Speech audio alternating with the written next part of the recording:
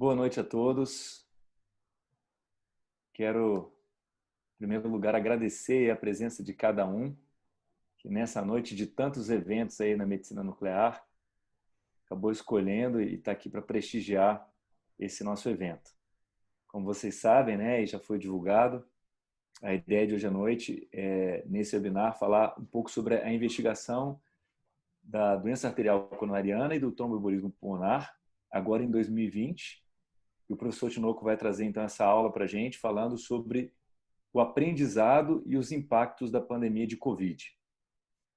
Na sequência, logo depois aí da apresentação do professor Tinoco, a gente vai contar aí com a expertise do Dr. Renaud e também do Dr. Leandro, que vão comentar, debater um pouquinho sobre o tema. O Dr. Renaud falando com o foco nos pacientes ambulatoriais e o Dr. Leandro com foco nos pacientes internados.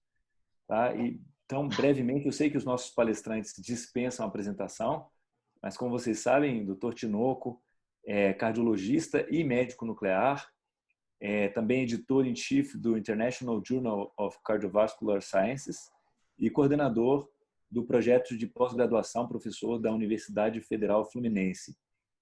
Um grande amigo, pessoa que é uma grande referência para nós aí na especialidade e que consegue, com tanta maestria, transitar aí nos mundos da medicina nuclear e cardiologia. Dr. Renaud Ribeiro Júnior, é cardiologista, fellow da ESC, ex-presidente da Sociedade Brasileira de Cardiologia Regional DF, também já ocupou alguns cargos na Sociedade Brasileira de Cardiologia e atualmente é diretor médico da Clínica Cardios Vita. Grande amigo, parceiro, pessoa em quem a gente confia muito e para mim é uma grande honra ter aqui o Renaud conosco nessa noite. E o Dr. Leandro Valim é cardiologista clínico e intervencionista, coordenador do Serviço de Hemodinâmica do Hospital Brasília, aqui, e também a gente fica muito agradecido pela presença, pela disponibilidade e esse tempo que vai estar junto conosco, dividindo aí os conhecimentos. Pessoal, sem mais delongas, até porque acredito que algumas pessoas sairão dessa live para entrar em outra, eu queria então convidar o professor Tinoco para compartilhar, para nos brindar com seu conhecimento a respeito desse tema. Obrigado, Gustavo. Boa noite a todos. Obrigado pelo convite. Uma alegria, uma honra estar aqui com vocês. Já vi aí várias pessoas que entraram, pessoas muito amigas, conhecidos, colegas, professores, que fazem assim, a gente vê que a gente está longe e está perto também, né? Nesse momento tão difícil da vida da gente, esses momentos que a gente pode estar, mesmo que virtualmente juntos, fazem muita diferença. E o tema que foi pedido hoje para que a gente apresentasse é uma mistura aí das duas condições que mais tem me chamado a atenção nesse momento de pandemia na área cardiovascular, né? Como vocês sabem, a Covid fundamentalmente a principal manifestação é respiratória, insuficiência respiratória, as suas complicações, mas a área cardiovascular tem tido assim realmente uma proeminência muito grande. Eu fiz aí um resumo para vocês, vou apresentar assim, os pensamentos que eu tenho e o que eu vi na literatura, e depois permitir a gente ter um debate aí com o Dr. Renaud, com o Leandro, pessoas altamente habilitadas e gabaritadas para a gente poder discutir. Vou então começar aqui a fazer o compartilhamento da minha tela e só peço que vocês me digam se está visível para vocês aí a apresentação de slides. Assim. Tá ok? Perfeito, então. Bem, gente, então a gente vai falar sobre a investigação de DAC e TEP em 2020, o que a gente aprendeu durante essa pandemia, os impactos e também o conhecimento recente, né? Vou considerar aí tudo o que aconteceu no último ano de significativo na área. Eu não tenho conflito de interesse com esses temas, né? E, como o Gustavo já falou, atuo em instituição acadêmica e na prática da medicina nuclear, na prática privada. Também faço pesquisa como cientista da FAPERJ. Esse é o gráfico, né, um dos estudos publicados. Essa é a série americana da Califórnia, de Solomon, que mostrou aqui a gente tem a curva de casos de Covid no estado da Califórnia até 14 de abril. A gente vê aqui o aumento do número de casos e o momento que foi decretada aqui a quarentena na Califórnia. E a gente vê que já antes de decretar a quarentena, houve uma redução da taxa de infartos do miocárdio nas emergências. Esse é um dos fenômenos mais proeminentes, né? Primeiro a publicar foi a série de Filippo, do norte da Itália, um dos locais mais acometidos. Depois a gente teve séries de outros países, da Holanda, do Reino Unido, e essa série americana. E a gente tem visto aí nas revistas, né? A gente já recebeu submissão tanto para o JCS quanto para o arquivo de redução do número de infartos nas emergências aqui no Brasil. E por que isso está acontecendo, né? Não é que a doença cardíaca deixou de aparecer, na verdade, de existir, né? Na verdade, as pessoas não estão indo procurar atendimento, não só pelas doenças cardiovasculares, mas por uma série de doenças que precisam de atendimento emergencial e crônico continuado, como câncer, como doenças endocrinológicas. Isso está causando uma grande disrupção no atendimento e se acredita que essa é uma terceira onda que a gente vai observar de mortes em longo prazo. Porque essa primeira onda da Covid já foi seguida disso aqui. Esse é o estudo francês publicado na Lancet, que mostra a incidência de parada cardiorrespiratória na residência das pessoas. Então, a gente vê aqui um aumento. Esse aumento foi visto também em outros países e o que eu já revi, fui chamado para rever um artigo aqui no Brasil também, de atendimentos do SAMU. Esse artigo está em revisão nas revistas da Sociedade Brasileira de Cardiologia, mostrando também isso. Então, essa é o preço que está sendo pago pela Covid, as pessoas não irem procurar atendimento de emergência. Claro que existem muitas mortes atribuídas ao próprio Covid, em casa, por insuficiência respiratória, na própria residência, mas existe muita doença cardiovascular que não procura atendimento. Depois os nossos colegas podem comentar sobre isso, eu acho que é impactante. A segunda coisa é que a gente tem visto manifestações bem comuns da doença coronariana hospitalar. A gente tem visto casos de infarto com coronárias normais, casos de síndrome de Takotsubo, e agora foi publicado no JACC, alguns dias atrás, uma série de casos de trombose de stent em pacientes com Covid. Vocês sabem, o Covid ele ataca o endotélio, torna o indivíduo hipercoagulado, tem um aumento da incidência de embolia, que a gente vai falar na segunda parte, e também tem o acidente cerebrovascular, vitimou várias pessoas. Recentemente, um jornalista aí, muito conhecido aqui no Brasil, da área esportiva, foi vitimado de um acidente cerebrovascular em Covid. E a gente tem visto aí casos de trombose de stent. O paciente está tomando tudo que tem que tomar e apresenta aí essas obstruções. Então, a gente vai mostrar um caso clínico que encompassa a doença coronariana hoje, como a gente tem visto, no contexto crônico. Eu não vou me deter muito na fase aguda. A fase aguda, como vocês viram, teve essa severa disrupção associada à Covid, mas o doente crônico, a gente tem visto isso aqui, né? O paciente do sexo masculino, médico, ele tem um desconforto atípico e ele faz muita atividade física, ciclista aqui na cidade de Niterói, e procura, então, seu médico, e o médico solicita um teste ergométrico. Ele faz uma capacidade funcional bastante boa, mais de 10 metros. Eu já vi o Dr. Ricardo Vivaco, que é o exemplo aí da ergometria brasileira, das pessoas que é referência na área, né? Ele fala bastante para a gente da capacidade funcional, ser uma das informações mais importantes do teste ergométrico, mas durante esse teste ergométrico, esse paciente ele faz anormalidades do segmento ST. E o médico solicitou, então, uma angiotomografia.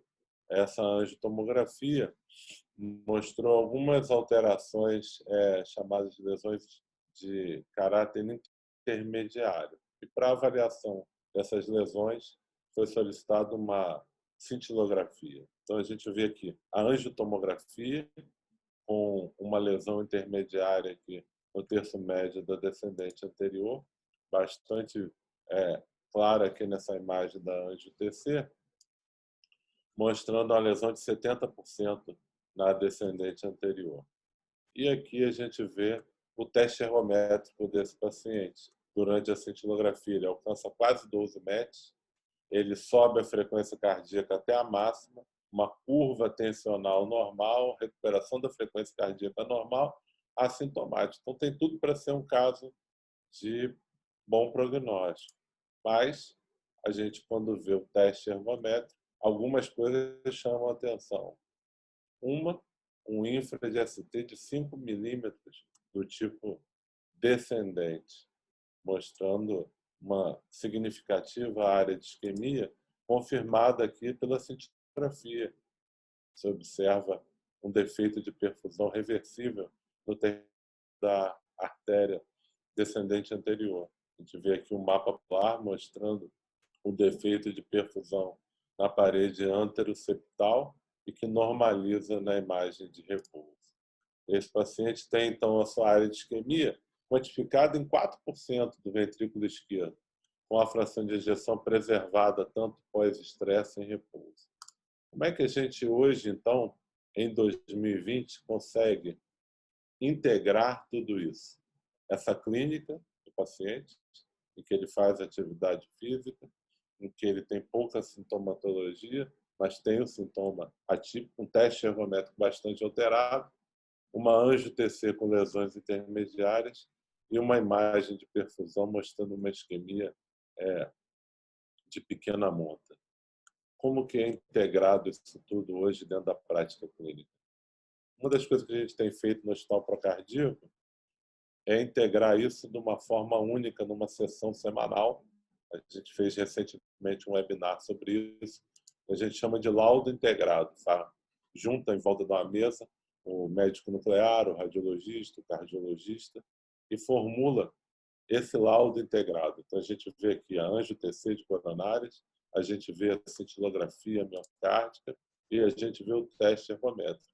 Unindo todas essas informações, a gente observa que aquele defeito perfusional está associado a uma área de isquemia pequena, mas a gente consegue identificar que aquela isquemia é pertinente à lesão coronariana na descendente anterior.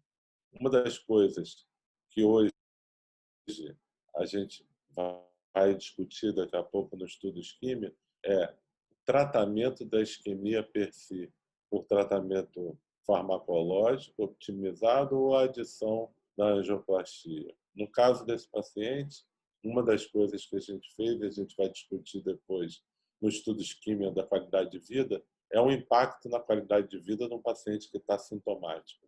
Esse paciente, como ele é extremamente ativo, ciclista, faz atividade física intensa, é também médico cirurgião, que causa um estresse aumentado cardiovascular, ele optou, junto com seu médico, a decisão compartilhada pela intervenção hemodinâmica. E aqui a gente observa as imagens da arteriografia coronariana, aqui a gente compara o cateterismo com a lesão da angio-TC e aqui o resultado da angioplastia, aqui antes e aqui depois. Ele fez a angioplastia, no follow-up ele está bem, ficou completamente assintomático, tem feito pedaladas aí de até 30 quilômetros na cidade de Niterói, perdeu peso, chegou até a ter que tirar antihipertensivos, está muito bem, com evolução satisfatória. Acho que essa é uma das coisas que a gente vai discutir depois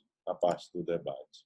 Então, baseado nesse caso de doença coronariana, eu vou remeter ao guideline mais recente da área, que é o guideline da Sociedade Europeia, apresentado ano passado no Congresso Europeu.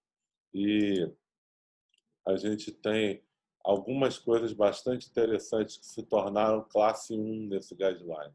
Então, é classe 1 a gente avaliar o paciente com testes não invasivos funcionais ou angiotomografia como teste inicial.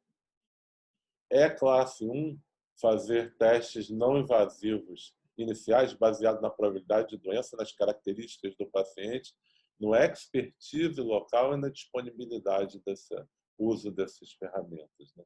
Então, uma série de coisas vão ter que ser levadas em conta para a gente decidir qual o método que deve ser realizado. E é muito importante aqui a valorização da imagem funcional para detectar a isquemia miocárdica num paciente que a angio-CT mostra uma lesão de significado incerto ou não é diagnóstico. Exatamente esse caso que eu mostrei para vocês. Então, hoje, quando a gente estiver frente a uma lesão que a gente não tem certeza se ela é a causa dos sintomas, o método isquêmico é o recomendado. E aqui eu recomendo muita leitura, né? A gente observa aqui a linha para decidir. Agora não tem assim, 50% vai fazer teste ergométrico, 51% para cima faz cintilografia, 30% faz angio-CT. Existe aqui um espectro em que você tem mais benefício quando você faz angio-CT em pacientes com probabilidade mais baixa, porque esses pacientes você consegue descartar a doença coronariana com mais certeza quando você faz angiotomo, mas conforme a gente tenha uma probabilidade intermediária alta, o teste de imagem para descartar isquemia ele é preferido. E nos extremos, a gente tem a arteriografia invasiva coronariana com as técnicas de FFR e IFR, ou, no muita baixa probabilidade, a não necessidade de fazer exames complementares. Mas vejam aqui que a tomada de decisão de qual médico, qual técnica ser feita, depende da probabilidade clínica, características do paciente, disponibilidade, preferência e expertise local. Se a gente está com um paciente, tem a possibilidade de fazer uma cintilografia, é o Gustavo Gomes que vai interpretar essa imagem, o equipamento de ponta, e você tem a facilidade dessa integração com a informação do médico, você vai ter uma possibilidade maior de usar. Se você tem, do outro lado, um grupo de angiotomografia com resultados muito bons, e que você tem grande confiança no resultado, no paciente que não tem contraindicação, não tem problema renal, não tem problema alérgico, não tem score de cálcio alto, tem uma boa capacidade de frequência cardíaca, você também vai ter um bom uso da angiotomografia. Então, essa decisão ela vai ser balizada por tudo isso. Um paciente de 70 anos, 75 anos, com uma dor típica, a probabilidade intermediária é alta. A gente deve fazer testes funcionais para avaliar a isquemia. Um paciente jovem, 35, 38, 40 anos, dor atípica, a probabilidade de doença é muito mais baixa. A angio-TC pode ser feita como técnica inicial para descarte da doença. E se aparecer alguma lesão, a gente vai fazer, como foi feito nesse caso, uma cintilografia para avaliar a funcionalidade. Então, a multimodalidade é hoje uma realidade na medicina. Na cardiologia, a gente frequentemente lança a mão de vários exames, como nesse paciente, que fez teste ergométrico, fez angiotomografia, fez cintilografia, fez coronariografia para fazer o tratamento. Muitos casos, você vai encontrar lesões na angio-TC que não tem isquemia. E é muito importante que você use e não revascularize, porque se esse paciente tem sintoma, ele não tem isquemia, o sintoma dele não é da isquemia, porque a aterosclerose não dá sintoma isoladamente. Você tratar esse paciente com stent não vai melhorar. E hoje existe um grupo aí de pacientes, que não é pequeno, que tem isquemia por doença microvascular, por doença aterosclerótica difusa. E o tratamento também é bem diverso de se colocar stent, e que a medicina nuclear tem um papel muito importante de encontrar esses pacientes. Recomendo a todos a leitura da diretriz de cardiologia nuclear, em que a gente teve a felicidade de participar, publicado agora no mês de fevereiro de 2020. Está bastante atual e com várias partes. Uma das partes que eu participei diretamente de escrever, junto com Juliano Cerce, que é o presidente da Sociedade de Medicina Nuclear, foi sobre essa questão da racionalização de recursos.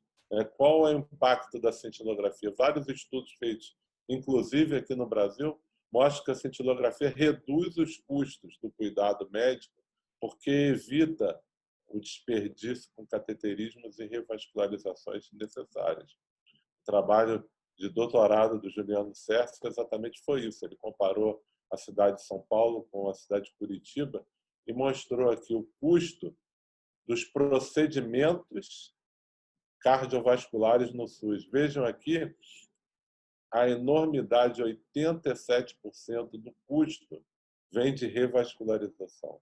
Se você faz revascularização sem indicação, você agrega um custo imenso.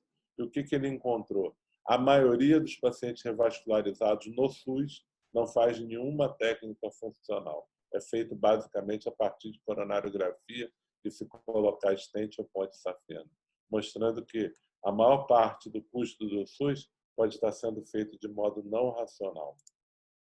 É notório, e aqui a gente vê essa publicação do estudo do grupo da Universidade de Harvard, no estudo SPARC, que a Angio-TC leva a mais cateterismos e mais revascularizações. Se sabe isso, se você se guiar apenas pelo dado anatômico, você vai colocar muito stent e não vai melhorar os desfechos dos pacientes. Isso já foi provado em vários estudos, como os estudos FAME, que compararam o uso da angiografia anatômica com o dado funcional do FFR. Então, vejam aqui a conclusão desse estudo, comparando a custo-efetividade, estudo de revisão sistemática publicado no European Heart Journal, que comparou vários estudos e mostrou que a avaliação anatômica pode se levar ao reflexo óculo-estenótico. Isso publicado em 2019, publicação do ano passado. Então, a gente não está falando de coisas que não existem, estamos falando de realidades verdadeiras. E se a gente for basear por anatomia, a gente vai fazer excesso de revascularização. Dentro da diretriz, são várias as indicações da cintilografia. Uma das mais polêmicas, eu trouxe aqui para vocês, é o uso da cintilografia em pacientes assintomáticos, né, com estudos químicos. Agora teve muita discussão com relação a isso. Eu concordo que a gente tem que ser mais restritivo na indicação de investigação de isquemia em pacientes assintomáticos, mas existe um grande número de pacientes que têm isquemia significativa e que isso está associado a mau prognóstico, especialmente pacientes que têm um teste ergométrico muito alterado, está na nossa diretriz, e pacientes que tenham calcificação coronariana muito significativa, acima de 100, já é uma indicação nível de evidência 7, ou pacientes que tenham fatores de risco muito elevados. Né? Esses pacientes têm fatores de risco muito elevados, eles devem, aqui o score ATP de alto risco, eles também podem se beneficiar da cintilografia mesmo assintomática. E nos sintomáticos, as indicações clássicas que já foram faladas, bastante parecidos com a Sociedade Europeia, pacientes que têm a probabilidade intermediária alta, pacientes que não são capazes de se exercitar, pacientes que têm eletrocardiograma com bloqueio de ramo esquerdo ou outra anormalidade que não permite a interpretação pelo teste ergométrico. Uma das indicações aí que a gente colocou na diretriz, e vale a pena a discussão também, é a avaliação da viabilidade miocárdica, a indicação grau 9, né, o mais apropriado, quando você tem disfunção num paciente que tem a elegibilidade para revascularização. E a gente cita aqui esse estudo do nosso colega, que foi da Núcleos e hoje está aqui no Rio, Wilter, publicado no Arquivos em 2018, mostrando aqui as várias técnicas hoje de ponta para avaliação de viabilidade miocárdica, né? O PET com FDG, a cintilografia com talho de imagem tardia e a cintilografia com MIB com repouso com nitrato. Também a ressonância magnética é muito significativa, muito importante na avaliação da viabilidade miocárdica. Então, a gente tem aqui as indicações da diretriz que eu recomendo a leitura. Para terminar essa parte de doença coronariana, a gente não pode deixar de falar do estudo isquímia. Foi publicado na semana que foi decretada a pandemia de Covid, né? Realmente foi ofuscado, ele ia ser publicado junto com a American College. A American College foi para o congresso virtual e, naquele momento, o congresso ele não teve apelo nenhum para a sociedade cardiovascular, porque o mundo só tinha olhos realmente para a Covid. Ninguém sabia direito o que ia acontecer. Aquele momento muito tenso, com falta dos suprimentos de proteção individual. Então, o estudo isquímico ele é motivo sempre de discussão e de melhor entendimento por todos nós. A base dele foram os estudos observacionais que mostravam que indivíduos com mais de 10% de isquemia tinham benefício da revascularização. E o objetivo do estudo foi pacientes que tinham isquemia pelo menos moderada serem randomizados para o tratamento clínico otimizado ou para o tratamento clínico otimizado adicionado à revascularização. O desenho do estudo é esse. A angiotomografia foi necessária de ser feita para se identificar obstruções coronarianas e a gente observa que, mesmo sendo parte do desenho do estudo, a gente teve um número de pacientes que eles não fizeram a angio-TC por conta de problemas locais e uma que não ia ter no estudo inicialmente, que foi incluído depois no estudo, foi o teste ergométrico. O estudo ele ia ser só com métodos de imagem, mas depois, pelas dificuldades de arrolar pacientes, foi colocado o teste ergométrico. E o teste ergométrico é o responsável pela inclusão da maior parte dos pacientes com isquemia grave, o que, na nossa opinião, foi um erro metodológico do estudo. Isso aí, a gente sabe que a gente vê muito teste ergométrico bem alterado que não tem isquemia na cintilografia, né? Então, isso pode ter contaminado um pouco do resultado do estudo, porque se incluiu pacientes com isquemia que não iam se beneficiar aí dos procedimentos de revascularização. O estudo ele teve uma taxa de crossover que também preocupa muitas pessoas, mas já era prevista no estudo, né? Então, a gente tem, com relação à revascularização, do grupo que foi randomizado para ser revascularizado, 24% não foi revascularizado no primeiro momento, e do grupo que era para ficar em tratamento clínico, até em torno de 10% dos pacientes foram cruzados para o tratamento invasivo, né? Isso contaminou também um pouco o estudo, foi mais até do que se esperava, é motivo de muita crítica, mas faz parte de todo estudo ter crossover, né? Então, a gente tem aí as falhas e não aderências aí ao estudo. O desfecho do estudo, já é bem conhecido de todos, ele não mostrou benefício com relação ao desfecho primário. O desfecho primário também foi modificado ao longo do estudo, também é motivo de muita crítica, né? Se adicionou a morte cardiovascular, o infarto, outras coisas, como hospitalização por angina instável, como insuficiência cardíaca ou parada cardíaca ressuscitada. Não houve diferença entre os grupos e, quando a gente analisa as curvas, há uma inversão. Quando no começo você tem uma piora do braço invasivo, principalmente vermelho, né? Está em vermelho, principalmente por conta do infarto associado ao procedimento. Depois, as curvas se cruzam e você tem uma redução de desfechos em longo prazo. Quando a gente analisa só morte e infarto, é bem nítida aí a diferença. Isso motivou o estudo isquímia a ser prolongado, né? Então, a gente teve um prolongamento do estudo.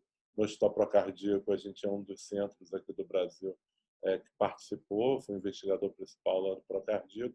e a gente fez a emenda ao projeto encaminhada pelo NIH e a gente vai acompanhar os pacientes mais 4 anos. Então, a gente acredita que há uma possibilidade dessas curvas abrirem mais e a gente vê um benefício tardio identificado pela revascularização.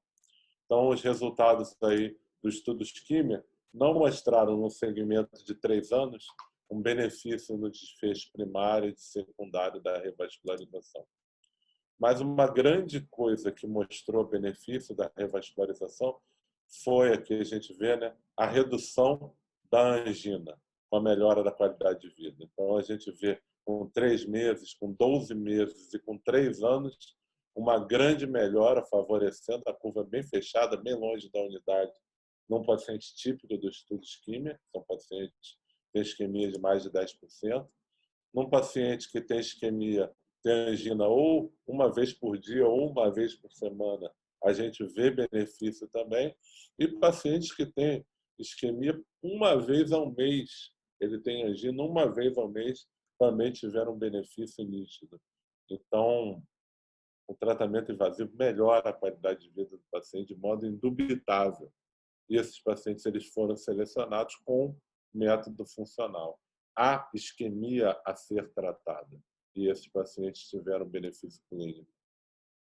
Nos pacientes que não têm angina, mesmo não tendo sintomas, a gente observa que houve um favorecimento do tratamento clínico com 1 ano e com 36 meses, mas cruza um pouco a linha da identidade. A gente acha que muitos desses pacientes vieram do teste ergométrico, que é alteração eletrocardiográfica pura, mas a gente não tem ainda dado para discutir isso, estão sendo feitas mais análises. Então, com relação à qualidade de vida, é indubitável que o tratamento invasivo no paciente em que foi detectada isquemia, e essa isquemia está associada a uma obstrução coronariana, se ele tem angina, há um benefício clássico, clínico, comprovado de melhora de sintomas de qualidade de vida.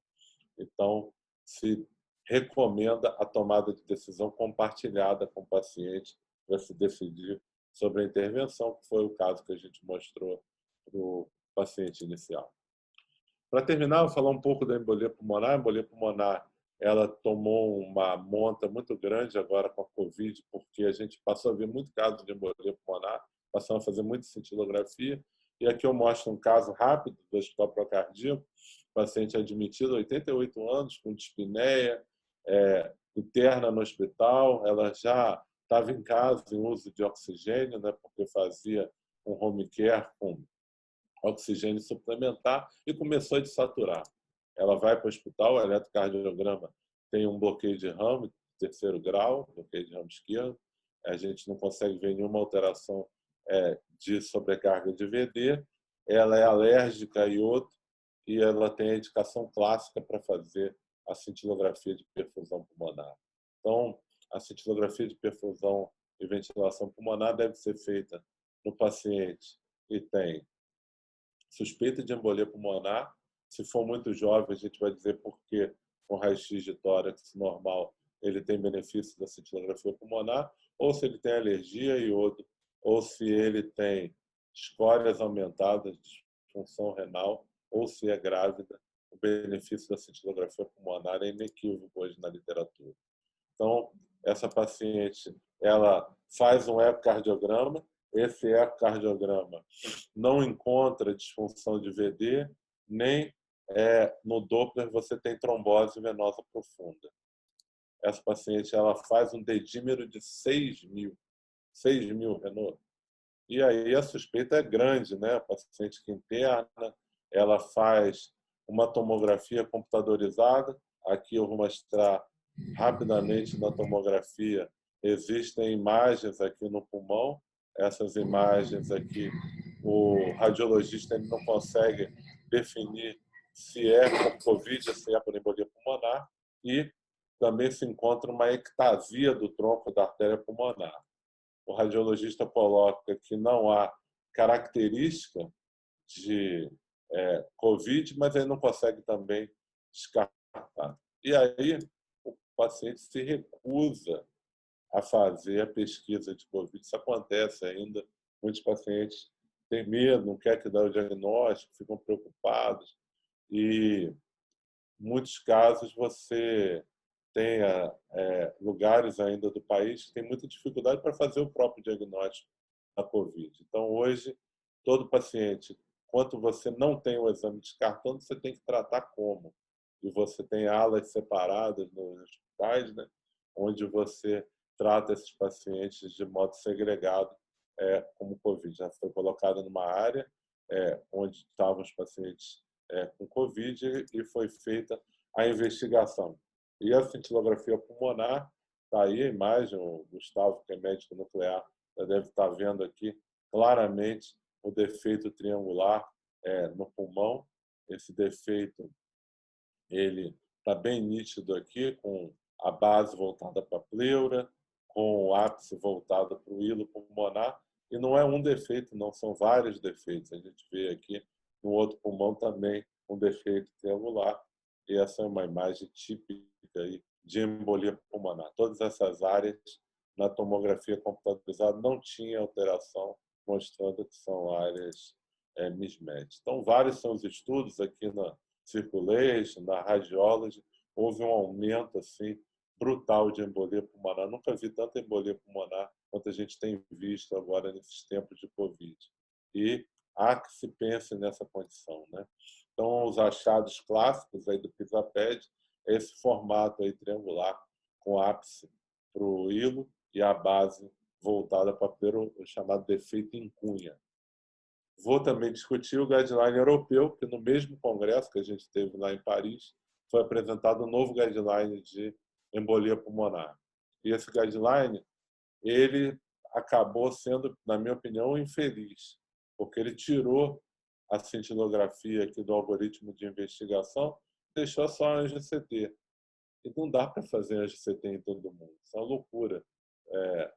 Provavelmente eles vão ter que rever isso, porque se você fizer anjo-CT na emergência no paciente que tem alergia a iodo, num paciente que tem escórias de 2,5, em grávidas, obviamente você está fazendo uma prática médica e isso foi colocado só no texto, de modo bastante não passado. Para isso, eu recomendo o guideline que a nossa própria Sociedade Brasileira de Medicina Nuclear publicou ano passado. Eu fiz parte aí, junto com a Bárbara e o Marcel Rigolon, a gente publicou no International Journal, que eu acho que é o baseado na sociedade americana, a Society of Nuclear Medicine. A gente olha o raio-x, se o raio-x é normal e o paciente, principalmente jovem, a cintilografia pulmonar é uma boa alternativa para anjo-TC. E se o raio-x é normal, anormal, a anjo-TC tem primazia. Mas se o paciente é inelegível para anjo-TC, porque ele tem alergia, com a senhora de 88 anos, com alergia a iodo, e que tem essa idade, com clearance diminuída, você fazer uma carga de iodo nessa paciente, a chance de você observar alguma complicação não é desprezível. Então, a gente vê algumas cartas como essa, que acabou de ser publicada no European Respiratory Journal, criticando severamente o guideline europeu, né? É a Sociedade Europeia de Pneumologia, e mostrando aqui a taxa de radiação na mama. Uma mulher jovem, você vai dar 5 mg numa anjo-TC, se você fizer o Dual Energy, que é para ver aquele espectro de iodo, você dá 11 mg, comparado com 0,2 na cintilografia pulmonar. Então, você vai dar quase 100 vezes, 50 vezes mais radiação na mama de uma mulher de 35, 38 anos de idade. Você vai fazer um envelhecimento biológico dessa mama, aumentar o potencial de risco carcinogênico de modo desnecessário no paciente jovem com raio-x de tórax normal. Então, vários hospitais do mundo, nos Estados Unidos, na Europa, têm usado o protocolo da mulher jovem, abaixo de 45 anos, com raio-x de tórax normal, não mais ir para a anjo-TC, mas fazer a cintilografia. Desde que o hospital tenha medicina nuclear para oferecer como opção, por causa da exposição, que não é desprezível, no pulmão e na mama. Aqui, no próprio guideline europeu, quando você tem gravidez, aí não se discute a angio-TC ou a cintilografia pulmonar ganham proeminência. E quando você tem, isso que eu vou terminar a discussão, o quadro de mais de 3 meses de evolução e o paciente mantém dispneia, hoje é essencial fazer a cintilografia pulmonar para descartar a evolução para embolia pulmonar com hipertensão tromboembólica crônica, em que a cintilografia é muito superior à angio-TC para detectar o defeito não reperfundido. Então, publicado ano passado essa meta-análise no Jornal de Hemostasia e Trombose, o risco de tromboembolismo recorrente e mortalidade nos pacientes que têm a cintilografia alterada. Então, vocês vejam aqui, cintilografia pulmonar alterada, com 3 meses o paciente tem mais desfecho. É um exame importante. O clínico tem que pensar nisso, porque a obstrução pulmonar persistente é preditor de recidiva de embolia pulmonar após um evento, principalmente avaliada por uma cintilografia pulmonar. E mais recentemente se viu isso aqui, publicado agora, algumas semanas também, a incidência de cintilografia alterada é muito maior quando você trata o paciente com Marevan comparado com Rivaroxabana. Então, a gente vê aqui a incidência de trombose e defeito pulmonar na cintilografia nos pacientes aqui avaliados, comparando o tratamento com Varfarin com Rivaroxabana. Com Varfarin, 40% dos pacientes têm embolia pulmonar persistente com imagem de defeito perfusional entre 3 e 6 meses, comparado com a metade com Rivaroxabana. Então, hoje, a gente vê benefício do tratamento com esses novos anticoagulantes detectado pela cintilografia. Isso mostra que existe um efeito desses inibidores da ESA também na fibrinose. Para terminar, a cintilografia pulmonar, muita discussão se vale a pena só fazer a fase de perfusão. Recentemente foram publicados alguns artigos. Quando a gente tinha dificuldade com EPI, a gente fazia só a perfusão. Hoje que o EPI já se consegue ter a máscara N95, você consegue proteger a sua equipe, não tem mais por que deixar de fazer a fase ventilatória, e a gente cada vez mais tem feito a fase ventilatória. Aqui eu termino com essa imagem, né, da possibilidade hoje do médico nuclear participar de reuniões e discussão à distância, e a gente poder cada vez mais estar integrado, saindo em reunião do laudo integrado, a equipe da radiologia, do ECO, aqui o Amarino, o Rochite, Arnaldo, Juliana, aqui o cardiologista, o cirurgião, aqui a médica nuclear, a Fernanda, fazendo aí a equipe do laudo integrado avaliando.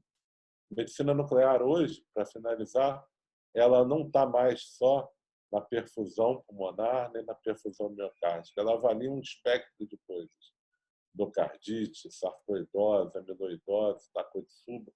E a gente tem que participar cada vez mais dos times de discussão e integrar seu laudo cardiológico para a mudança da conduta.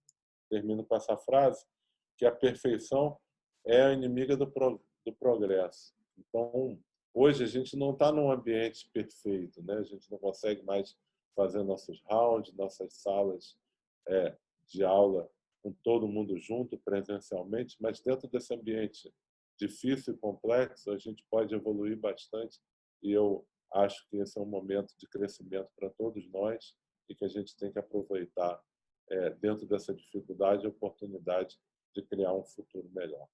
Obrigado, Gustavo, e passo agora a palavra de volta a você para a gente poder participar aí dos comentários e do posterior debate. Muito obrigado, professor Tinoco. Obrigado pela apresentação extremamente didática e atualizada.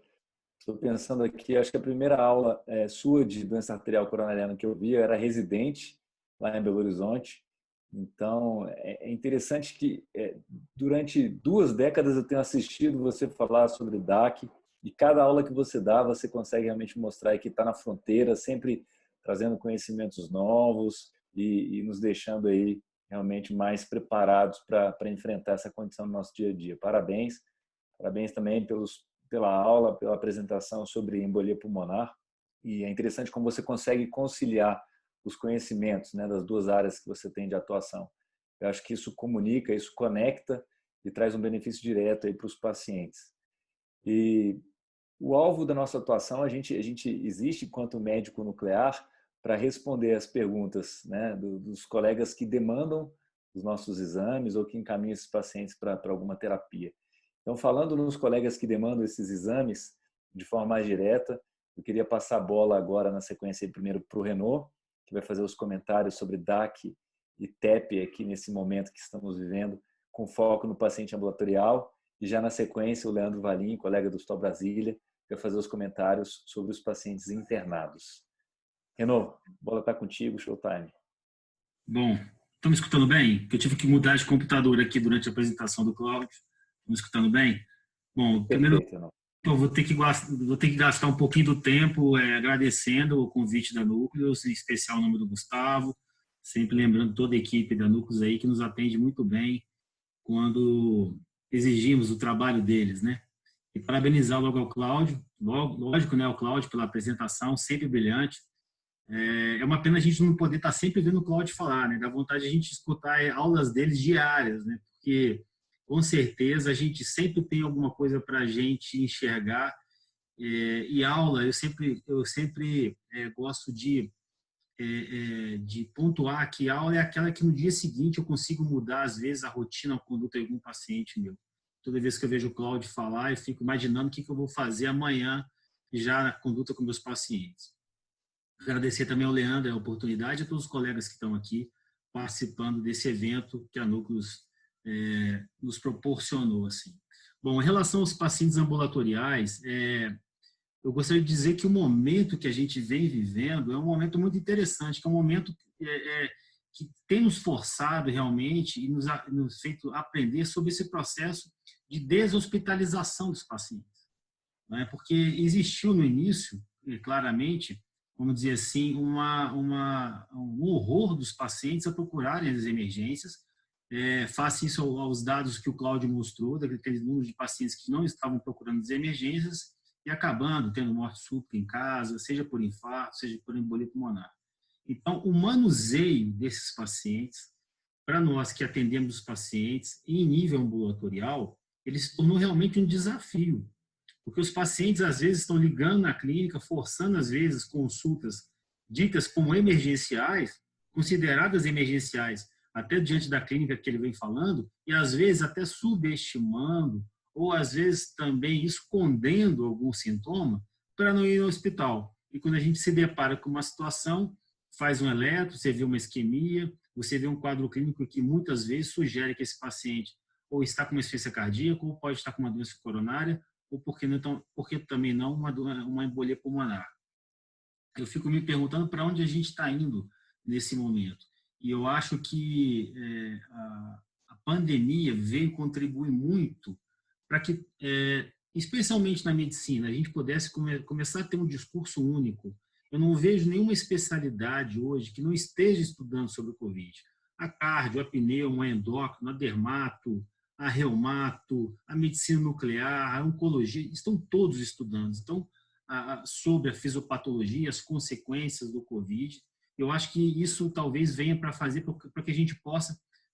Pode parecer, Gustavo, que eu estava adivinhando algumas coisas que o Cláudio ia falar quando ele falou de laudo integrado, né? Cada vez a gente tem que estar mais junto, mais falando, o cardio com o hemodinamicista, com o médico nuclear, e quem, obviamente, vai ser favorecido é o paciente, com a melhor conduta. Eu acho que o estudo isquêmico, quando eu vi o resultado do estudo isquêmico, Cláudio, uma frase que era muito falada pelo Dr. Adib Jatene, mas essa frase não é dele, na verdade, eu esqueci quem é o autor, que ele falava que a gente deve curar algumas vezes, né? A gente deve aliviar quase sempre, mas consolar sempre. Então, o estudo isquêmico, ele veio nos dar um norte de o que a gente deve fazer com nossos pacientes, mas, acima de tudo, cada vez mais diferenciar, ou melhor dizendo, estratificar qual paciente que vai realmente ser beneficiado do tratamento invasivo. O caso clínico que o Cláudio apresentou, para ser um pouco mais complicado, só faltava ser mulher, né? Se fosse mulher, aí ia ser um pouco mais complicado ainda, porque na mulher a gente às vezes subestima um pouco, às vezes, os fatores de risco, a idade que o paciente apresenta. Então, a gente, às vezes, em mulher, no sexo feminino, a gente subestima um pouco a doença coronária, principalmente quando ela tem essa faixa, essa idade, como apresentou o Cláudio, acho que devia ter 54 anos a paciente.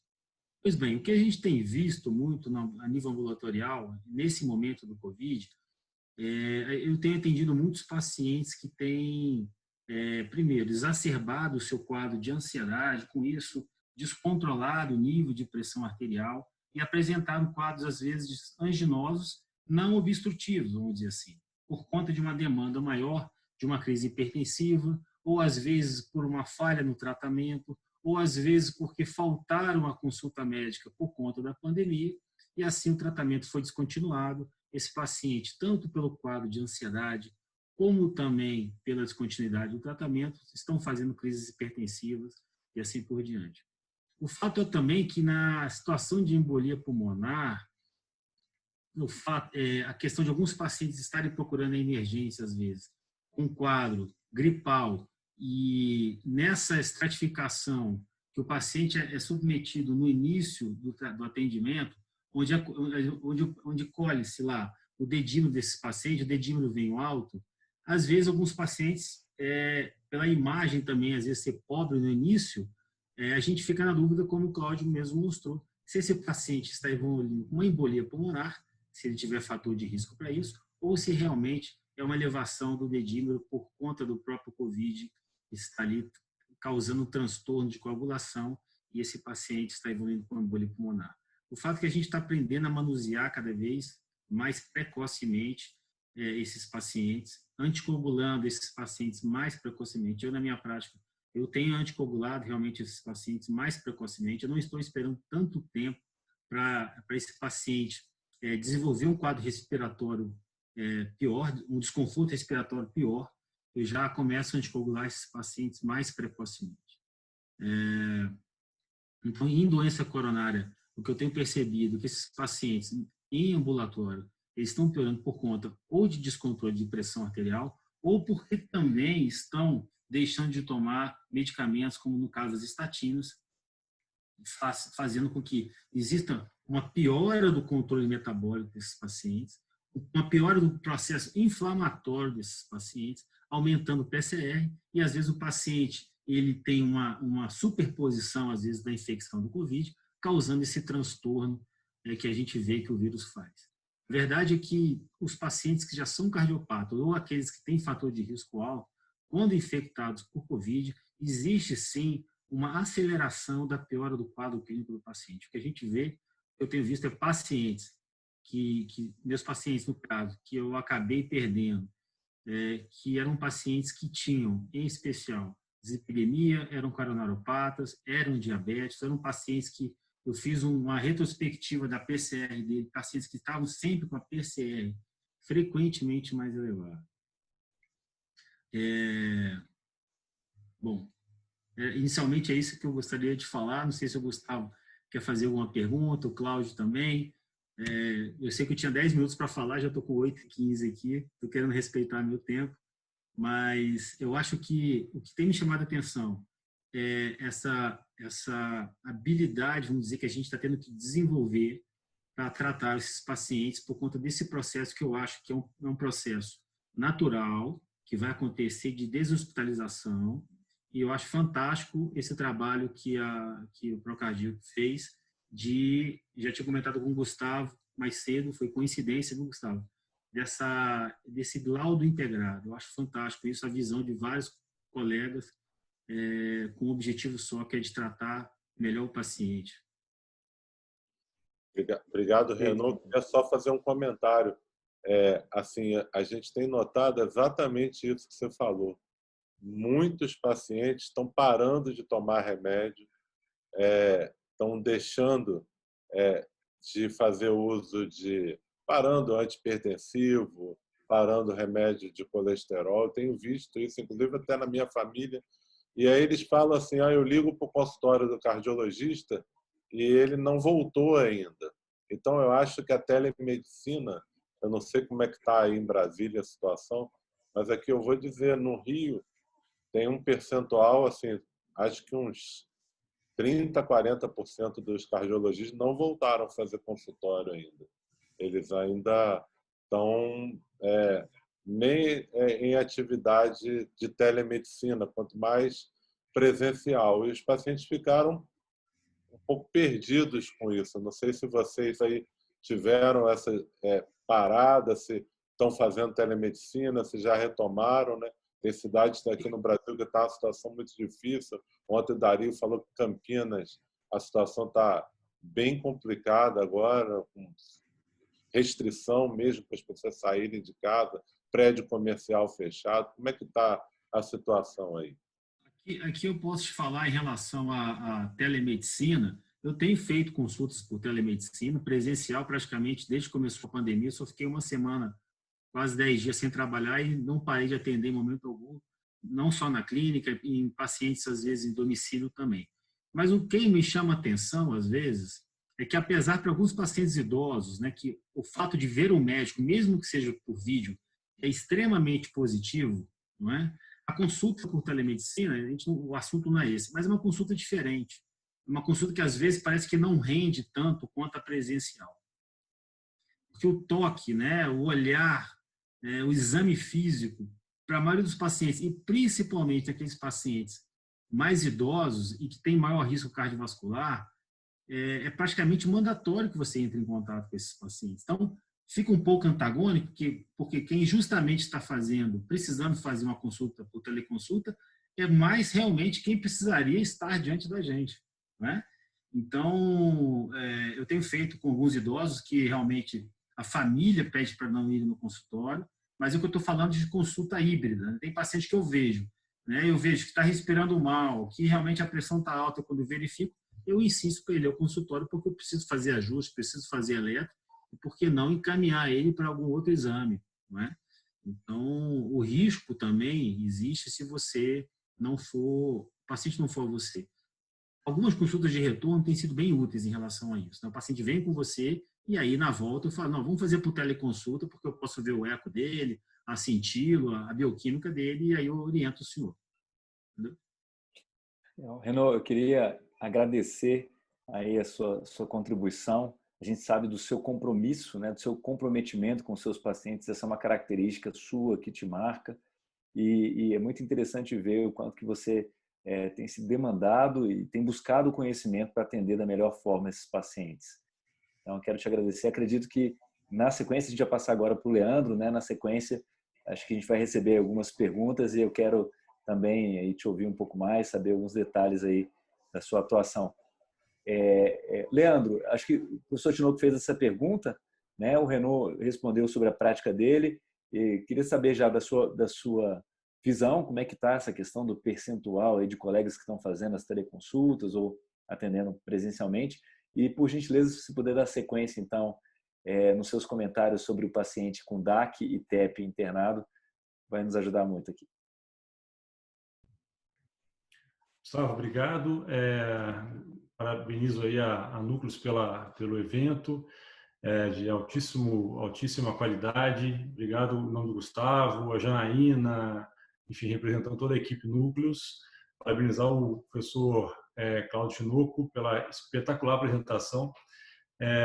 Não só até em termos de, fiquei impressionado até com o design, depois eu quero pegar até umas dicas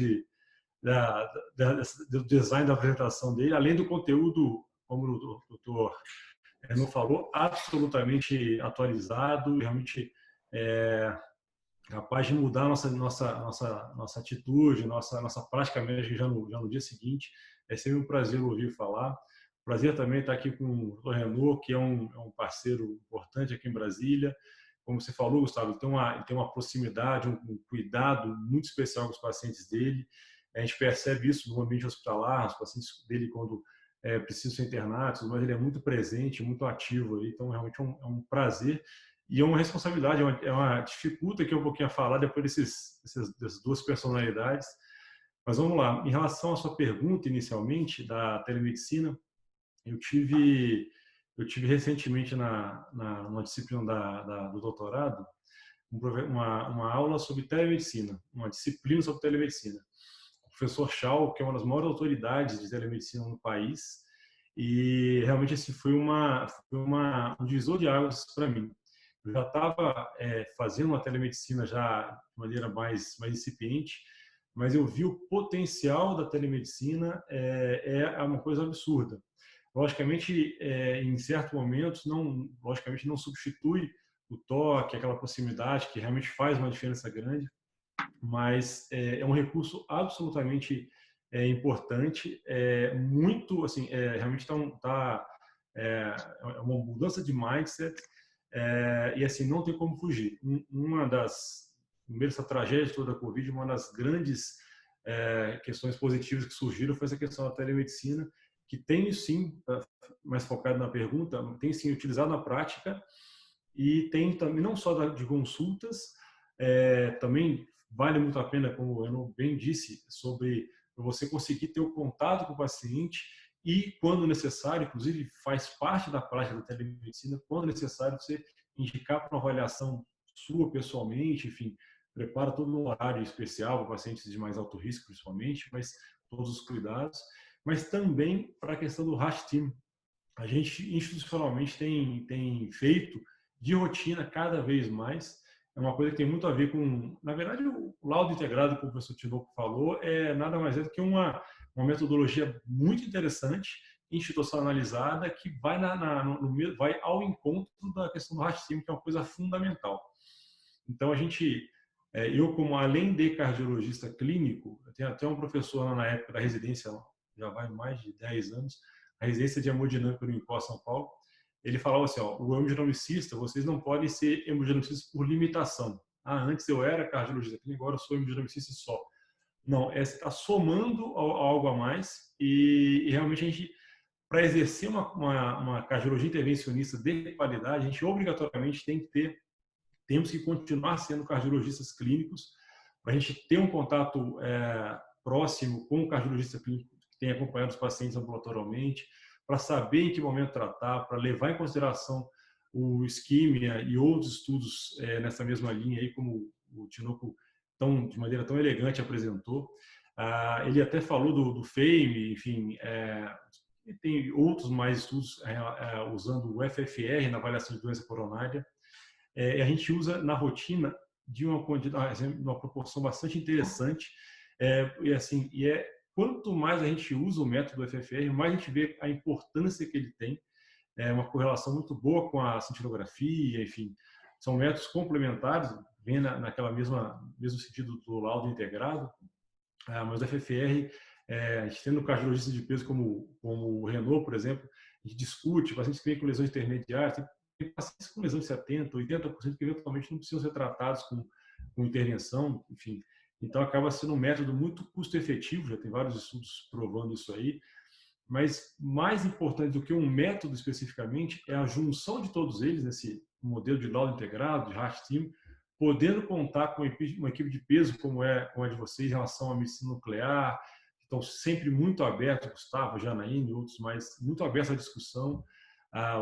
O Tinoco também, o Renault, como outros cardiologistas clínicos que a gente tem aqui em Brasília, enfim, em São Paulo também, que a gente já trabalhou, no sentido de não é uma decisão única, não pode ser uma decisão única, tem que ser necessariamente uma decisão compartilhada, salvo em raras exceções como o SUPRA, alguma coisa assim, que mesmo assim as lesões subsequenciais podem e devem ser discutidas. A gente tem que estar sempre muito próximo do cardiologista clínico e de todas as áreas correlatas. O Tinoco falou muito bem também a respeito da questão do infarto, que na literatura chama muita atenção, não só no Brasil, mas no mundo todo, a quantidade de infarto que teria reduzido, mas na verdade foi um falso dado, né? Porque na verdade as pessoas não estavam vindo para casa, estavam morrendo em casa. E quando estavam vindo ao hospital, vindo de maneira muito tardia, piorando muito o prognóstico. Então, assim, a partir do momento que chega no ambiente hospitalar, a gente consegue reverter grande parte dos casos, mas poderia fazer isso de maneira muito mais tranquila, vindo precocemente, usando recursos da telemedicina, entrando em contato com o seu cardiologista clínico, enfim, para poder ser bem orientado em relação a isso aí. a gente tem que tomar muito cuidado a respeito também. A troponina é um marcador de gravidade, é um dos biomarcadores no contexto do Covid, mas tem que ser utilizado com muita cautela. Está muito bem descrito aumento de troponina de até 2 ou 3 vezes os valores de referência, 2 ou 3 vezes a mais, não necessariamente indica infarto. A gente já sabe, está tudo muito novo, muito recente, mas a gente já sabe que temos uma injúria miocárdica diretamente pelo Covid, então isso é um fato. Por outro lado, então a gente não pode fazer estratificação invasiva em todo mundo, tem que ser muito bem discutido isso aí. Assim como também, por outro lado, para dificultar o contexto, aumenta-se muito o número de infarto também relacionado ao Covid. A gente, na parte clínica, tem que pegar as duas situações, troponinose, como a gente fala, enfim, ou uma troponina elevada unicamente por lesão miocárdica pelo Covid, síndrome Takotsubo, está aumentando muito a quantidade de distúrbio de ansiedade, estresse, depressão, que aumenta inclusive o nível de Covid, uma pressão psicológica muito grande, com notícias ruins, com perda de entes queridos, enfim, é um momento muito, muito complicado para todas as pessoas, né? E isso acaba refletindo, mas também aumenta o número de infarto. E nesse contexto que as pessoas não vão ao hospital, piorando o prognóstico. Então, isso é muito importante chamar a atenção. Falando em relação à questão do TEP também, como o Tinoco bem disse, a cintilografia faz uma diferença tremenda. Realmente não podemos prescindir da cintilografia no contexto da avaliação do paciente com TEP. E, enfim, a arteriografia também tem seu espaço, e até se vê que estudos de experimentais, avaliação de pesquisa, o uso de angiografia com tomografia de coerência óptica, se vê que a incidência de TEP é muito maior do que inicialmente se vinha pensando. Então, esse tem se discutido muito, como o Renaud bem disse, a gente tem cada vez mais anticoagulados os pacientes de maneira mais precoce, perfil de risco um pouco mais baixo, ainda variando de instituição, não tem ainda um protocolo para riscos intermediários, mas tem muita coisa a ser descoberta e, nesse contexto, assim como sempre, a gente precisa estar muito unido com o cardiologista clínico, com o cardiologista intervencionista, enfim, todo o ambiente hospitalar, as equipes de apoio. Então, é isso aí. Fico à disposição para eventuais perguntas. Obrigado. Legal, Leandro. Obrigado aí pela participação. Sua visão de quem está dentro do hospital e de quem faz intervenção, acho que vem enriquecer e, ao mesmo tempo, corroborar, né, o que o Tinoco, que o Renaud já haviam trazido antes. Eu acho que se existe uma mensagem comum na fala assim, dos três, pelo menos para mim, é a necessidade da integração. Né? O Tinoco falou sobre o laudo integrado. Essa foi uma conversa que eu tive com o Renaud hoje mais cedo, uma ligação, o Renaud ressaltando a importância disso, quase que predizendo o que viria na sequência do evento, né, que você também enfatizou, você que está aí dentro do Hospital Brasília. Né? Só um parênteses bem rápido, Leandro. Apesar da área da medicina nuclear ter sido momentaneamente cedida, né, para acolher os pacientes de Covid, a gente continuou presente no hospital, tá? Então existe um fluxo aí que a gente está querendo deixar bem amarradinho, para que qualquer paciente internado do Hospital Brasília a gente consiga atendê-los aí com a máxima velocidade, tá? Então, isso já está sendo articulado aí, a gente fica à disposição para otimizar esse processo. Enfim, eu recebi aqui uma pergunta no privado, que é a pergunta para os três palestrantes. Eu queria saber da opinião de vocês. Um colega aqui bastante angustiado com esse fato dos pacientes não estarem buscando auxílio médico nesse momento da pandemia, estarem assim, com medo, e que isso realmente tem prejudicado. Já faz parte aí, né, do que vocês falaram. Isso é uma coisa que está bastante bem documentada. A gente tem visto aí, inclusive, estatísticas bastante ruins sobre as consequências disso. E esse colega, ele faz um apelo e fala: o que os palestrantes teriam a dizer para esses pacientes? O que a gente pode replicar, fazer ressoar para chegar aí aos ouvidos desses pacientes, para que eles entendam a necessidade de não deixarem de procurar o serviço médico e ajuda? Quais têm sido as estratégias de vocês nesse sentido? Se o professor Tinoco puder começar, a gente vai na sequência, Renaud e Leandro, por favor. Claro. Acho excelente a pergunta. A gente tem feito assim, uma campanha muito grande, assim, Quando a gente começou a funcionar, Gustavo, com mais intensidade, voltamos a abrir os horários, a agenda, muitos pacientes iam com muito medo. Uma das coisas que a gente está oferecendo hoje é a telemedicina na medicina nuclear. Você faz a consulta ao paciente, explica a ele o que é o procedimento, diz para ele que é seguro, que ele vai chegar, vai ser rastreado, temperatura, sintoma, vai ficar com distanciamento de 1,5 m de outra pessoa, vai receber uma máscara cirúrgica, o aparelho vai ser limpo a cada paciente que entrar. Tudo isso dá mais tranquilidade para o paciente. A gente fez vídeos, né? A empresa fez vídeos que foram colocados na mídia social, Facebook, e mesmo assim teve paciente que entrou para fazer o exame, teve crise de pânico e saiu correndo pela porta do serviço afora, chorando, porque as pessoas estão muito, muito fragilizadas, essa é a palavra. Tem gente que não sai de casa há 5 meses, né? Meus pais, né, já têm próximo de 90 anos de idade, meu pai e minha mãe, estão em casa, não saem. Muitos outros pacientes estão na mesma situação, pela idade, pelas comorbidades. Então, a gente precisa falar com essas pessoas com muita tranquilidade, transmitir segurança. A pessoa tem que confiar. Por isso que eu gosto muito da telemedicina, que você não fala de máscara com a pessoa. Eu já botei isso no grupo, né? A gente tem 70% da nossa comunicação não verbal. E se você tira o rosto da pessoa, né, você perde muito da capacidade de se comunicar e criar empatia com a outra pessoa. Então a pessoa acaba não acreditando, como se estivesse ouvindo um robô falando, que o Renaud falou. O contato humano, de ver a feição da outra pessoa, de ver o olhar, de ver a expressão, isso tem um impacto enorme. Então, a gente fez essa paciente que foi mais desafiadora. Foram feitas consultas por telemedicina e ela foi fazer o exame no hospital e deu tudo certo, ela ficou tranquila e tal. E a gente precisa conscientizar. Gosto muito, teve uma sociedade médica que criou um tema, né, uma frase que eu gosto muito: o câncer não faz quarentena.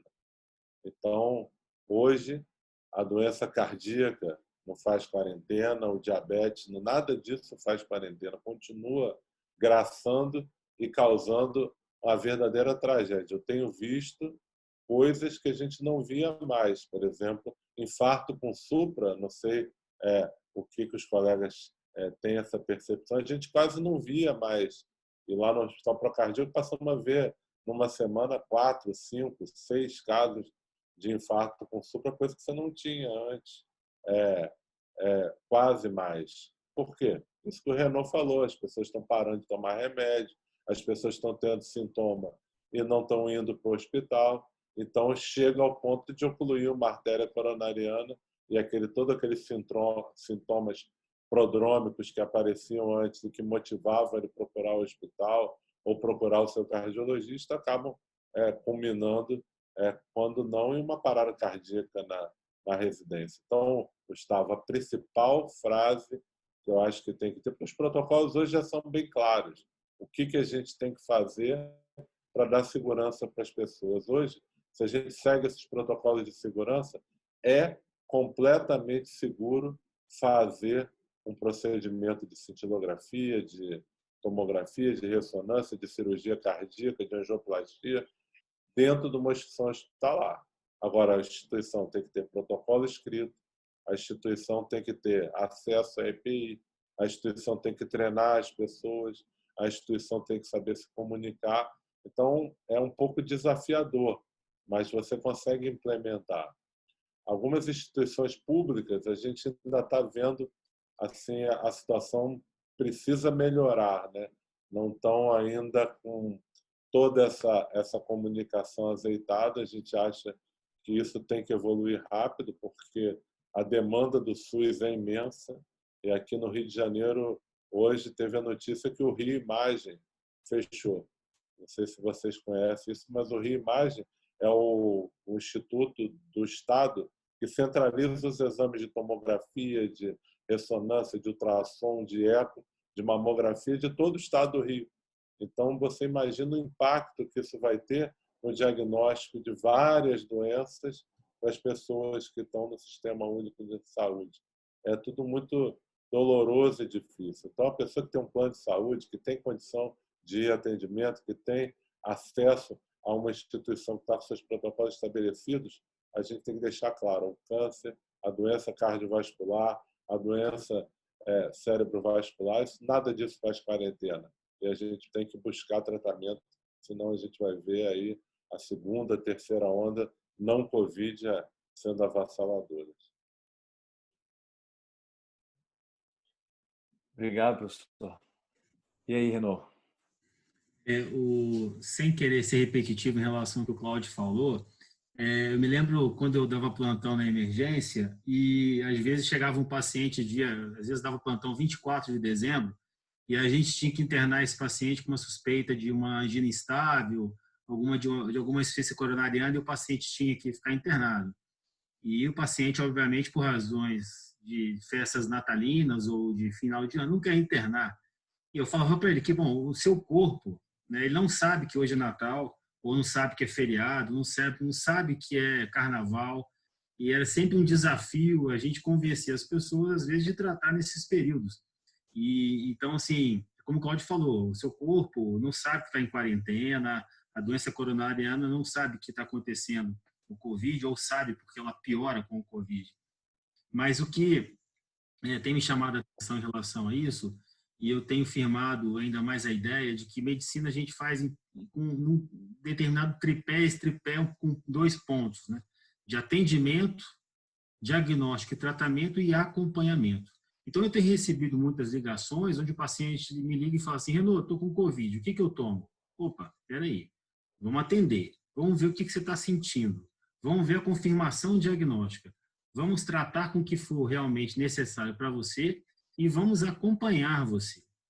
Não é? Então, o que tem acontecido é que às vezes as pessoas suspendem, não tomam alguns medicamentos, começam a se automedicar por conta de uma série de informações que elas estão pegando aí nas mídias sociais ou com os amigos, etc., porque acham que a gente não está capaz, às vezes, de atender ou a gente não está atendendo e vira um transtorno o tratamento desse paciente. Então, eu tenho insistido muito nessa questão de atendimento. Vamos lá, vamos ver o que você está sentindo, quando sentiu, assim por diante. Vamos confirmar o diagnóstico, esse diagnóstico foi realmente confirmado, vamos tratar, não vamos suspender as medicações que você estava tratando em benefício de usar outros medicamentos que às vezes não tem confirmação científica. Vou citar um exemplo claro, tem vários pacientes, várias pessoas tomando ivermectina de 15 em 15 dias, aí para de tomar o remédio para o colesterol, porque sabe que o remédio de colesterol pode interferir no fígado, não é? E aí ivermectina pode também ter uma metabolização hepática, ele acha que vai sobrecarregar o fígado dele, e aí ele para de tomar exatamente o remédio que está tomando colesterol, exatamente o remédio que está controlando o colesterol, exatamente o remédio que está evitando que ele tenha, por exemplo, uma insuficiência coronária, quando está bem controlado. Então, essa questão de atender, confirmar diagnóstico, tratar e, principalmente, eu tenho insistido no acompanhamento desses pacientes, tem feito realmente a diferença, não só nos pacientes cardiopatas ou pacientes de maior risco, em prevenção primária, secundária, seja o que for. Mas eu estou falando também de um grupo de pacientes que tem essas condições. Logicamente, o Brasil tem uma diferença social muito grande, nem todos estão conseguindo ter um atendimento ideal, tem o diagnóstico, tratamento e acompanhamento que merecem. Mas vamos falar num cenário que a gente imaginaria que fosse o perfeito. Eu acho que é isso que a gente tem que fazer. E dar o maior número de informações que a gente puder dar com segurança, com firmeza, de que esses pacientes precisam realmente se cuidar e precisam ser atendidos, sim. É isso. Obrigado, Renaud. Eu sei que a sua preocupação, o seu compromisso com os pacientes, com certeza tem te levado a pensar nessas estratégias e o que você fala aí, com certeza, já é fruto de algo experimentado e que tem sido eficaz. Então, obrigado pela sua contribuição. Tem chegado algumas perguntas aqui no privado, eu vou tentar selecionar para a gente não se estender muito. quero ouvir também a opinião do Leandro, né, a esse respeito, de o que comunicar aos pacientes para que não deixem de buscar o auxílio médico. Mas já adiantando aqui, Leandro, se você puder fazer um comentário também, o colega Rafael Lopes, que hoje da diretoria da Sociedade de Medicina Nuclear, ele traz aqui para a gente uma pergunta interessante, que é sobre como vocês têm visto o aumento de síndromes como a de Takotsubo no contexto de Covid e qual seria a potencial contribuição da medicina nuclear nesse cenário. Aí, se você puder, então, já juntar as duas respostas, depois a gente volta para o Tinoco. Ok, eu falar de medicina nuclear ao lado seu e do Tinoco é complicado, mas tudo bem. Bom, em relação finalizando o primeiro assunto, a orientação que a gente dá aos pacientes é que aqueles que, porventura, têm acompanhamento regular com o seu cardiologista, que entre em contato com o cardiologista ou com o médico que o valha para poder ter a orientação, passar o que tem sentido e tudo mais. Deixando disponível, como a gente já falou, a questão da telemedicina para poder ajudar nessa triagem, nessa avaliação inicial, e eventualmente pode parar por aí. Mas aqueles que porventura não tenham meus pacientes têm o meu telefone realmente full time, que realmente é importante, né? Nessa fase ainda mais. Mas além disso, aqueles que porventura não tenham nenhum acompanhamento regular, que estejam sentindo algum mal-estar, enfim, para dar exemplos aqui bem objetivos em relação aos dois temas principais aqui da discussão, o infarto, o síndrome coronária aguda e o TEP. Tá com falta de ar, dor no peito, pode ser uma dor atípica, quando respira fundo, tudo mais. Isso aí pode ser um TEP, pode ser embolia pulmonar, uma dor no peito, em aperto, irradiada, que corre para o pescoço, para o braço esquerdo, para as costas, principalmente associada a náusea, vômito. Esse paciente tem obrigatoriamente que ser avaliado presencialmente no pronto-socorro. Tá? Como foi dito também aqui, o Tinoco comentou, o Brasília, fica assim como outros hospitais, tem um fluxo completamente separado do atendimento COVID para o não COVID.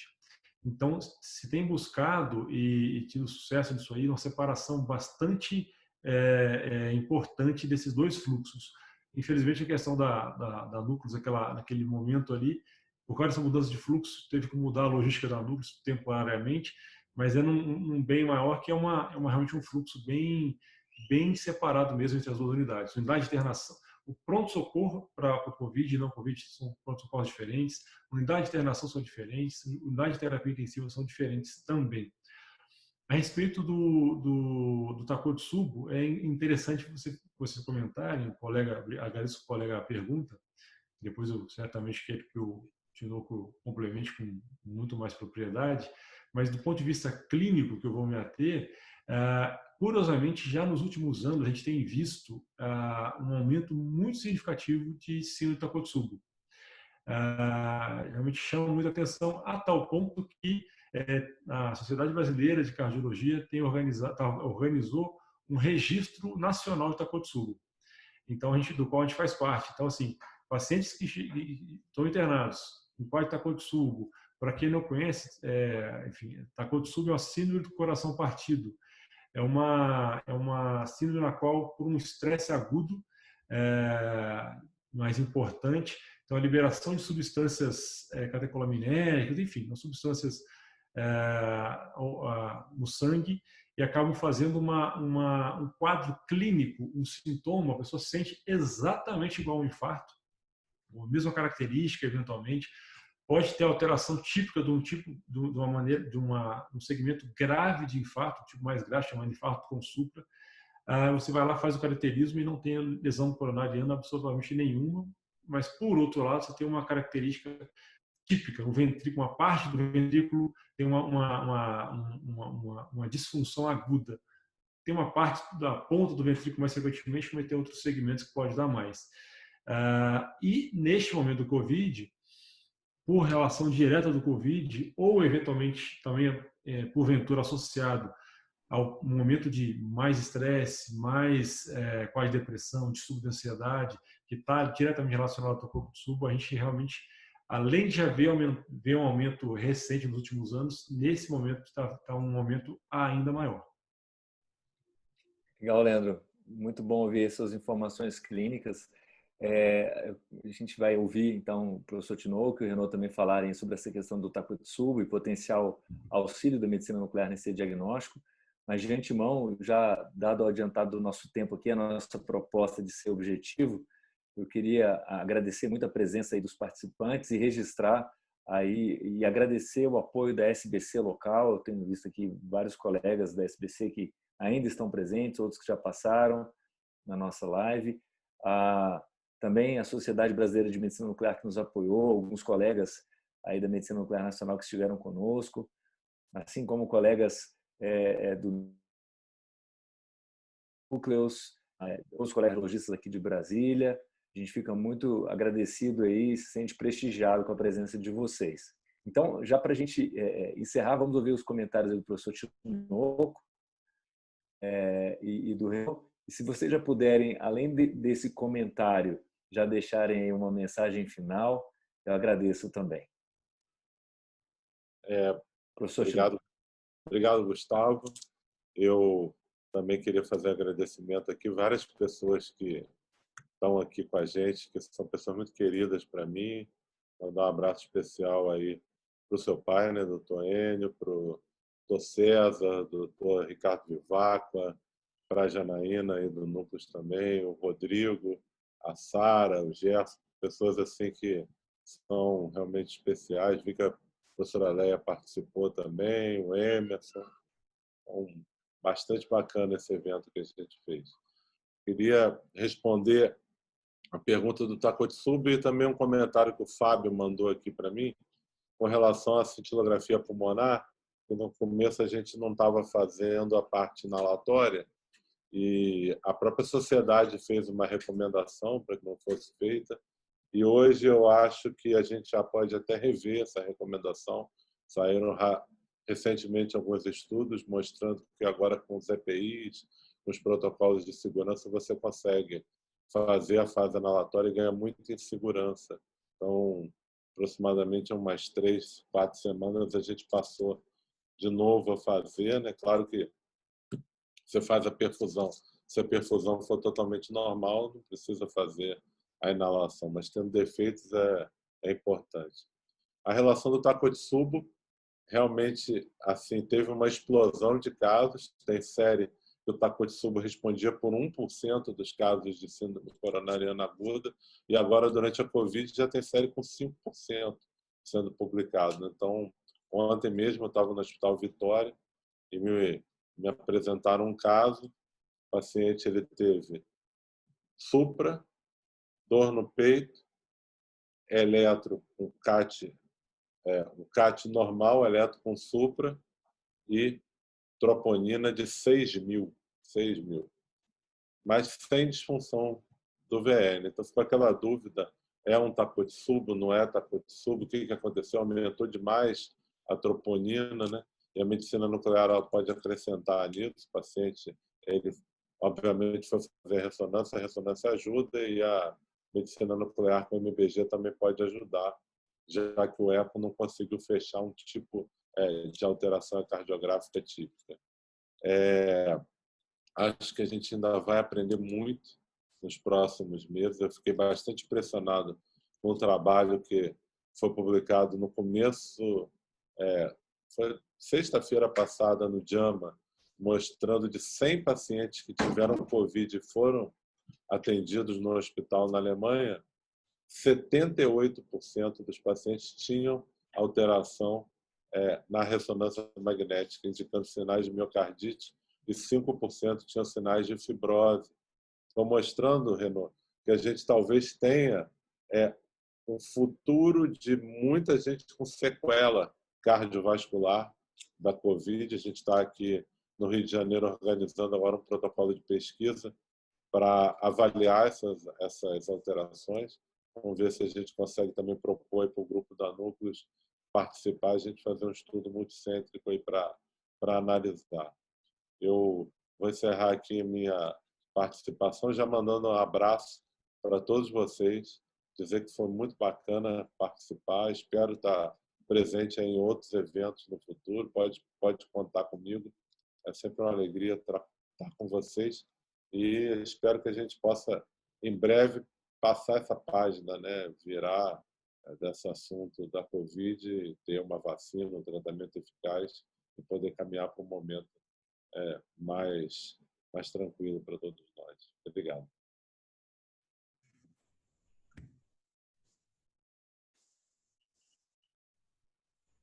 Sou eu? Posso falar, Gustavo? Obrigado sempre, professor. Muito bom. Gustavo sumiu. Gustavo ficou com a cara Então, Renaud, o que você pode... Em primeiro lugar, eu vou fazer das palavras do Cláudio os agradecimentos a todo o grupo da Núcleos e vou aproveitar e também agradecer ao Davi. Davi ficou empenhado na realização do evento, né, Davi? Todo o time tem que ter um cabeça de área aí, né? Tem que ter um Dunga, um Mauro Silva para poder segurar ali atrás e fazer a coisa acontecer, né? E dizer que tem sido, na verdade, eu sempre me achei muito útil como médico.